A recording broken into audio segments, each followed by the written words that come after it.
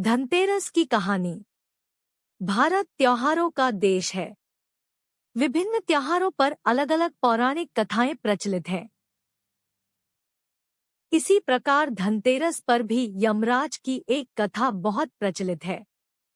कथा कुछ इस प्रकार है। पुराने जमाने में एक राजा हुए थे, राजा हिम।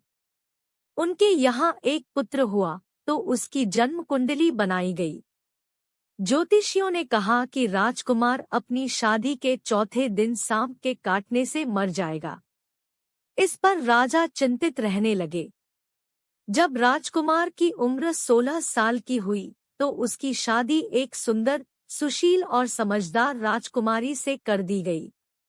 राजकुमारी मां लक्ष्मी की बड़ी भक्त थी। राजकुमारी को भी अपने पति पर आने वाली विपत्ति के विषय में पता चल गया। राजकुमारी काफी दृढ़ इच्छाशक्ति वाली थी। उसने चौथे दिन का इंतजार पूरी तैयारी के साथ किया। जिस रास्ते से सांप के आने की आशंका थी, वहां सोने चांदी के सिक्के और हीरे जवाहरात आदि बिछा दिए गए। पूरे घर को रोशनी से जगमगा दिया गया।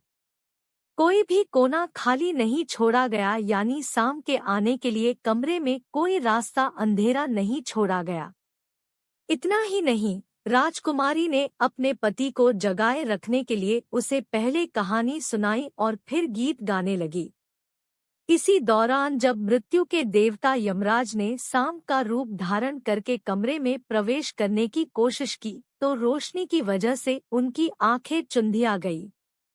इस कारण सांप दूसरा रास्ता खोजने लगा और रेंगते हुए उस जगह पहुंच गया जहां सोने तथा चांदी के सिक्के रखे हुए थे।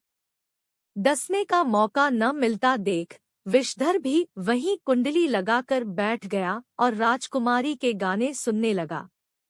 इसी बीच सूर्य देव ने दस्तक दी, यानी सुबह हो गई। यम देवता वापस जा चुके थे।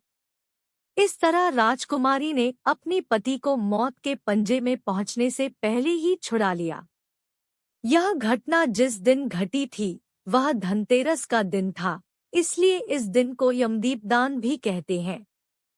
भक्तजन इसी कारण धनतेरस की पूरी रात रोशनी करते हैं।